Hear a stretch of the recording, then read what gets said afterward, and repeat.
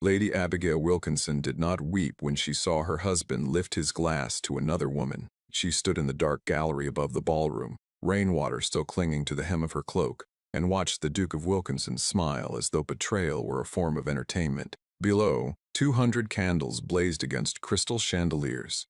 Below, Lady Yasmin Fitzgerald stood at Patrick's right hand in scarlet silk, her laughter rising above the strings. And below, in the very house where Abigail had given him her loyalty, her labor, and 5 years of her life, the Duke behaved as though he had no wife at all. In that instant, the danger was no longer his unfaithfulness. It was what Abigail carried pressed beneath her cloak-leather-bound ledger that could unmake him. She remained at the window only long enough to count 3 breaths, not to steady herself. That stage of her suffering had passed long ago. She counted because numbers had always served her better than tears. Then she turned from the music, from the golden light, from the sight of Patrick Wilkinson inclining his fair, handsome head toward Yasmin, as though the woman were a duchess already, and she went down the servants' stair with the silence of someone who had rehearsed her own disappearance. Outside, winter rain lashed the stone of Wilkinson Manor. The gardens were black with mud. The statues along the east terrace looked like ghosts in the storm. Abigail did not hesitate. The cipher book beneath her cloak seemed to burn against her ribs. Any gentleman in that ballroom would have thought it an ordinary ledger of state figures perhaps, or a tiresome military register. None of them would have guessed that every triumph attached to Patrick's name had first passed through her hands. Every dispatch, every treaty note, every calculation that had made the Duke feared in Parliament and admired by the War Office. For 5 years, while society called her quiet and unimpressive, Abigail had built the mind of Wilkinson power in a hidden room no guest knew existed, and tonight she had taken proof. If Patrick believed, as he always had, that his wife would endure anything rather than leave, the morning would teach him otherwise. 1 week earlier, Abigail had still been sitting behind the false wall in the east corridor, bent over military correspondence by candlelight while the rest of the manor slept. The room was scarcely larger than a dressing closet, yet it contained the true engine of Wilkinson authority. Maps pinned beneath brass tacks, coded reports stacked in neat columns, ledgers marked in her fine hand, and a narrow desk worn smooth where her wrists had rested night after night. A pot of tea had long since gone cold beside her elbow. She was studying a dispatch from Aldenmore, written in the cipher Patrick's officers praised as the Duke's most brilliant innovation. It was not his. Patrick had come to her in the second winter of their marriage in a rare state of agitation, carrying intercepted enemy letters, and the temper of a man unused to being thwarted. His code-breaker had taken ill. He needed the messages opened before dawn. Abigail, then still foolish enough to believe usefulness might earn tenderness, had worked until sunrise and done more than he asked. She had not merely solved the letters, she had rebuilt his entire encryption system, weaving mathematics, language patterns, and rotating keys into something nearly impossible to break. Patrick had carried that creation into his war council and accepted their admiration without once speaking her name. That had been the beginning. By the 5th year of their marriage, he no longer even pretended to remember where his brilliance originated. Abigail broke the Aldenmore report in less than an hour. The result was plain enough to her practiced eye. Troop movement along the Ridge Pass, a planned strike on the eastern watchtower, and a 72-hour window in which reinforcements must be sent or the duchy would lose the position entirely. She wrote the strategy in clear, elegant language.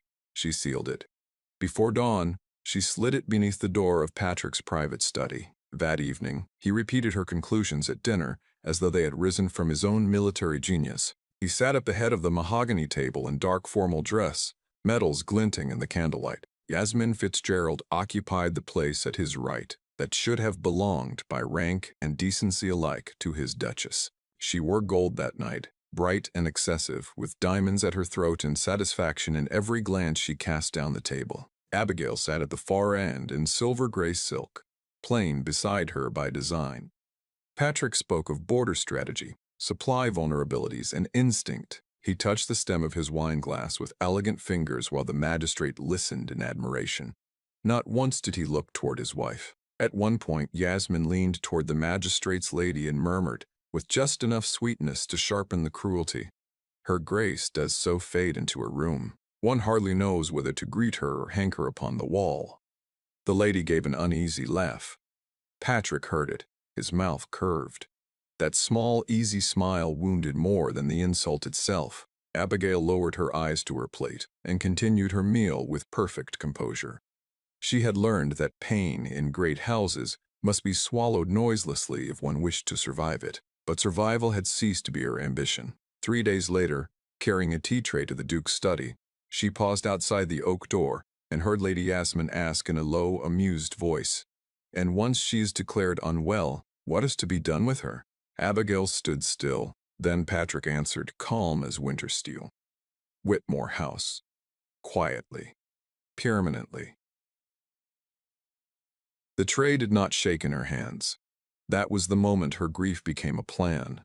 Abigail did not enter the study. She stood in the corridor with the silver tray balanced in her hands and listened while her husband arranged the burial of her life with the cool efficiency he reserved for estate matters. Whitmore House. The name itself was enough. Everyone in society knew of it.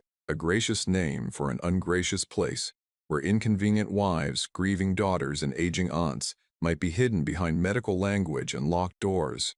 Yasmin gave a soft, thoughtful hum. "You are certain no one would question it?" Patrick's answer came without hesitation. "A lady who weeps in company avoids society, complains of headaches, and speaks too intensely on subjects beyond her sphere may be made to seem anything a physician is paid to describe." Abigail felt something inside her go very still, not broken, finished. For years she had endured humiliation as one endures cold weather in winter, by believing spring must eventually follow. Yet here was the truth at last. Patrick did not merely neglect her. He meant to erase her, and to do so with her own silence arranged against her. She turned before either voice could reach the door. Step by measured step, she carried the untouched tea back through the corridor, set it upon a marble console, and climbed to her hidden room. There she sat at her desk, folded her hands once to stop their trembling, and began to think. Not like a wounded wife, like a strategist. By midnight she had made a list: the cipher ledger in the Duke's safe, the Eastern Auxiliary Gate and its coded release, the hired carriage route north to the post road, the intermediary in vellum who had once written to her about rare books and hidden messages between the lines. She burned 2 letters, drafted 3 more, and committed every necessary timing to memory. Then, because rage without discipline was useless, she went downstairs the following afternoon and took her place in the drawing room as though nothing at all had altered. Patrick barely glanced at her. Yasmin smiled over her teacup with the serene triumph of a woman who believed the future had already been settled in her favor. Only Abigail understood that the future was indeed settled. It simply did not belong to them. And when the winter solstice ball arrived, with its chandeliers, its musicians, and its glittering lies, she would not be the woman led away in disgrace. She would be the woman who vanished first. The first shift came not from kindness, but from hesitation. It happened 3 nights before the solstice ball, in the long corridor outside the east wing, where the lamps burned low and the house seemed to hold its breath between hours. Abigail had just returned from her hidden room, her mind alight with numbers and escape routes, when she heard footsteps behind her. Measured. Familiar. Patrick. She did not turn immediately. For 5 years, she had trained herself not to seek him first. But tonight, he spoke her name. Abigail. The sound of it, unadorned, without impatience, made her pause. She turned slowly. He stood a few paces away, still in his evening coat, the gold of his buttons catching the dim light. There was something in his expression she had not seen in months. Not warmth, but attention. "I was told you've not been well," he said. It was the sort of sentence a husband might offer in public, a polished concern meant to be witnessed. But there was no audience here. Only silence, only shadow. Abigail inclined her head slightly. "I'm quite well, Your Grace." A flicker crossed his face at the formality. For a moment, he seemed as though he might say something more, something unscripted. Instead, he stepped closer. Too close. "You have been absent," he said, his voice lower now, even more than usual. Abigail felt the weight of the cipher book hidden in her chamber. The plans already set into motion. The knowledge that every word spoken now belonged to a life she was already leaving behind. "I have found it preferable," she replied quietly, "to be where I am not required." It was not defiance. It was truth. And it struck him. Patrick's jaw tightened. For the briefest moment, something like uncertainty passed through his gaze, as though he were encountering her not as furniture, not as background, but as something with shape and consequence. "You are my Duchess," he said. The words were firm, possessive, and yet hollow. Abigail held his gaze. "Am I?" The question landed between them like a fracture. For 5 years, she had never asked it aloud. Patrick's expression darkened, not with anger, but with something far more dangerous. Recognition. He looked at her as though recalculating, as though something in the arrangement he had long taken for granted had shifted without his permission. "You are," he said again, more quietly this time. But he did not sound certain. Silence stretched. Down the corridor, a clock struck the hour. Abigail lowered her eyes, not in submission, but in dismissal. "I wish you a pleasant evening, Your Grace." She stepped past him, and for the first time in their marriage, he did not stop her. But he did turn. His gaze followed her retreating figure down the corridor, not with indifference, but with a focus that had come too late. Because in that moment, something inside Patrick Wilkinson altered, not enough to save what he had broken, but enough to make him feel, if only faintly, that he was about to lose something he did not yet understand. And Abigail knew it. She did not look back, but she felt it. The shift, the hesitation, the beginning of his awareness. It changed nothing, because by the time a man begins to notice the woman he has ignored, she has already learned how to disappear.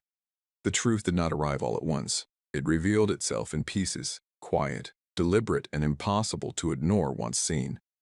On the morning of the solstice ball, Abigail was summoned, not by her husband, but by Mrs. Ellsworth, the housekeeper, whose composure rarely faltered. "Your Grace," she said softly, "a letter has arrived. It bears no seal." Abigail took it without comment. Unsealed letters were unusual in great houses. They suggested either urgency or secrecy. She returned to her chamber and closed the door. Inside was a single folded page.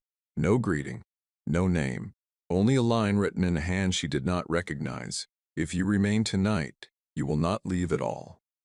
Abigail read it twice. Then once more. There was no threat in the wording, no embellishment, only certainty. She did not ask who had sent it. She already knew enough. Whitmore House. The physician. The plan spoken so calmly behind the study door. This was not a warning born of kindness. It was a confirmation. For a long moment, Abigail stood by the window, the winter light pale across her hands, the letter trembling only slightly between her fingers. Then she folded it once, twice, and placed it into the fire. The paper curled, blackened, and vanished without a trace. So would she. That afternoon, the manor transformed. Servants moved like shadows through corridors, polishing silver, lighting candles, arranging flowers in towering vases that would wilt by morning. Musicians arrived. Carriages lined the gravel drive, and Abigail dressed as she always did. Gray silk, high neckline, no jewels, invisible. Her maid hesitated while fastening the final button. "Your Grace, shall I bring something brighter this evening?" Abigail met her reflection. No, because tonight she did not need to be seen. She needed to be forgotten. By 9 o'clock, the ballroom blazed with light. Laughter filled the air. Crystal chimed. Silk whispered across marble floors. Patrick stood at the center of it all, commanding attention with effortless charm, his voice carrying over the music as though the room itself had been built to amplify him. Yasmin Fitzgerald remained at his side, scarlet, radiant, victorious, to every watching eye, the future Duchess of Wilkinson. Abigail entered only briefly, 4 minutes, long enough to greet the magistrate's wife, long enough to be witnessed, long enough to establish that she had been present. Then she pressed a hand lightly to her temple. "A headache," she murmured. No one questioned it. No one ever did. She turned. She left the light. And no one noticed that she did not return. Upstairs, the corridors were dim and quiet, the distant music fading with every step she took. She did not go to her chamber. She went to his. Patrick's private study stood at the end of the east wing, exactly where it always had, guarded not by locks, but by assumption. No one entered without invitation, except the woman who had spent 5 years correcting what he never understood. Abigail stepped inside. No candle, No hesitation. She moved through the darkness with certainty, her hands brushing past familiar edges, desk, chair, shelves, until she reached the portrait on the wall. His father, watching, judging. She slid it aside. The safe waited behind it. 6-point mechanism. A system Patrick believed secret. A system she had memorized long ago. Her fingers turned the dial. 1 click. 2. 3. The storm outside struck the windows, masking the soft alignment of metal within. The lock released. The safe opened. Inside lay everything that mattered. Correspondence bound in black ribbon, documents of quiet coercion. And at the center, the Wilkinson cipher. The truth of his power. The truth of her invisibility. Abigail reached for it. Her hands did not tremble, because this was not theft. This was reclamation. From within her cloak, she withdrew the replacement, a perfect imitation, crafted with patient care, filled with meaningless figures. On its first page, written in a hand deliberately altered, she had left him 2 words: a farewell, a verdict. She placed the false ledger inside, closed the safe, returned the portrait, and stood for a single moment in the silence, listening. The music below. The rain beyond the glass. The life she was leaving behind. Then she pressed the real cipher to her chest and walked away. The rain had not softened. It came harder, now relentless against the stone, drumming through the gardens, swallowing every careless sound that might betray her escape. Abigail stepped into it without hesitation. The cold struck instantly, soaking through silk and cloak alike, but she did not slow. The path along the kitchen garden had already turned to mud, pulling at her steps, yet she moved with quiet precision. The cipher held firm against her ribs. Behind her, the ballroom still burned with light, music, laughter, applause, a life that had never truly belonged to her. For one brief moment, just one, the thought came unbidden. 5 years. 5 years of mornings spent writing words he would speak. 5 years of watching him become something the world admired, while she remained unseen. 5 years of believing foolishly that usefulness might one day become affection. Her breath caught, not with grief, with something sharper. Because the worst of it was not that he had betrayed her, it was that he had never believed she could leave. Abigail stopped beneath the shadow of the eastern wall. The iron gate loomed ahead, half hidden in darkness. 2 guards stood beneath the overhang, their voices low, careless, untouched by the storm that seemed determined to wash everything else away. She could hear them laughing, the ordinary ease of men who believed the world was exactly as it appeared. For a moment only, a moment, Abigail closed her eyes, not in fear, in calculation, timing, distance, sound. She had written the very code that governed this gate. She knew it better than the men assigned to guard it.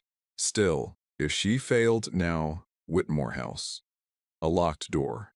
A life erased. Her fingers tightened around the cipher. No, she would not be contained. She stepped forward, silent against the grass, avoiding the gravel where sound would carry. The mechanism panel sat recessed in the stone. She opened it by touch.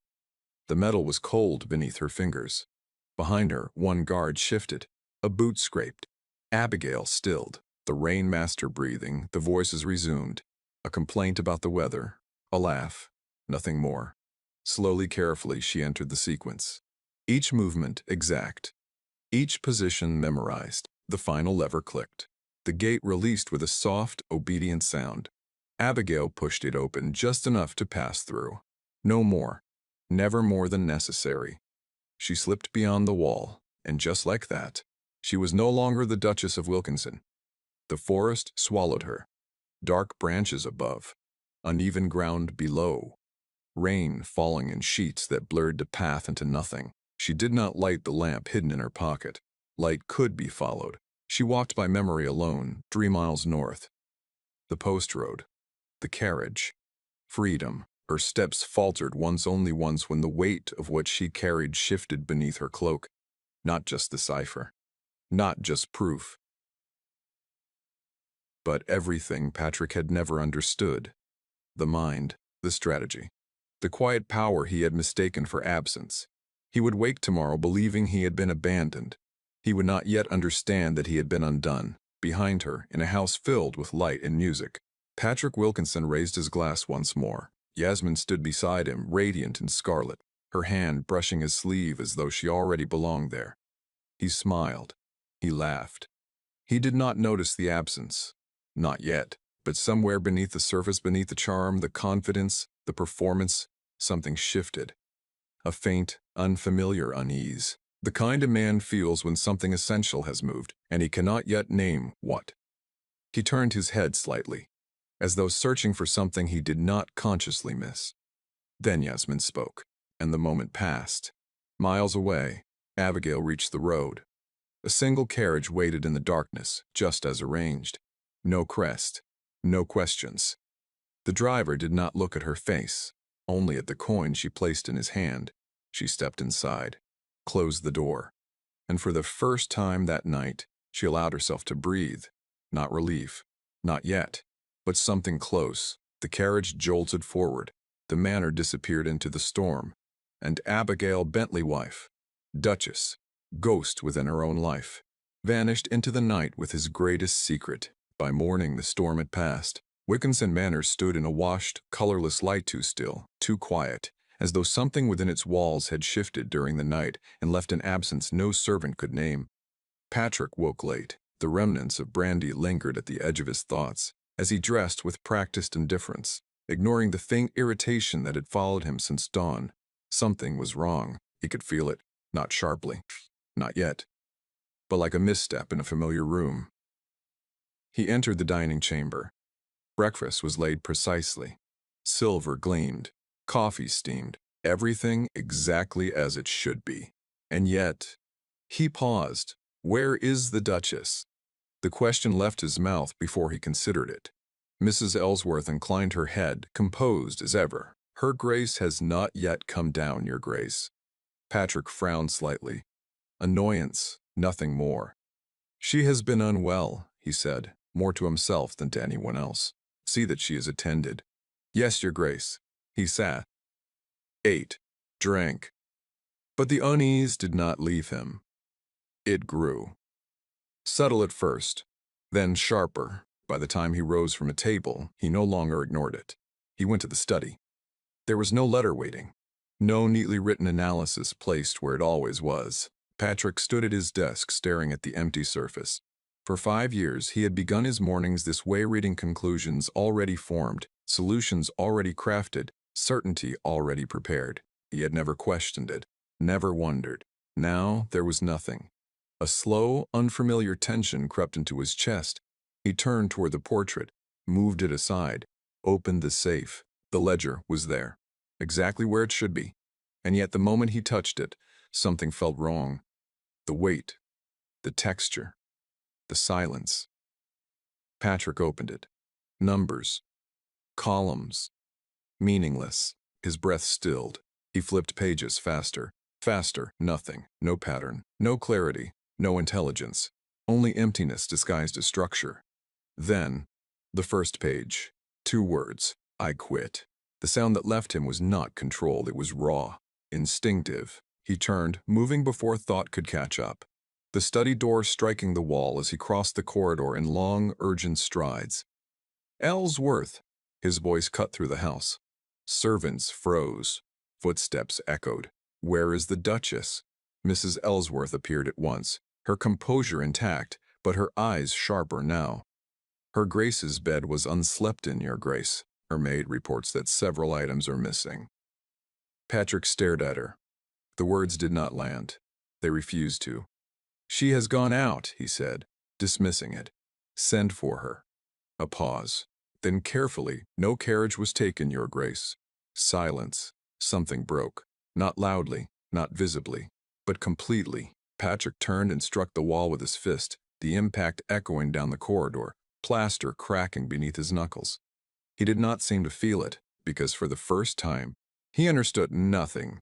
Not the cipher, not the safe, not the disappearance, not the woman he had lived beside for 5 years. The realization came slowly, brutally. He did not know how to find her, He did not know how to replace her. He did not even know how to begin the day without her work lay before him. The Duke of Wilkinson feared, admired, unquestioned, stood in his own house, and had no idea what to do next. Miles away, beneath a pale morning sky, Abigail sat in a quiet room in a city that did not know her name. The cipher rested on the table before her. For the first time, it was not hidden, not borrowed, not used in silence. It was hers. A servant knocked lightly. "Your appointment awaits, madam." Abigail rose. She adjusted her gloves, and for a brief moment, only a moment, she allowed herself to feel it.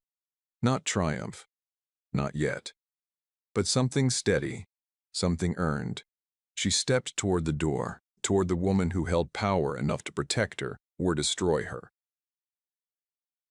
Because freedom, she knew now, was only the beginning.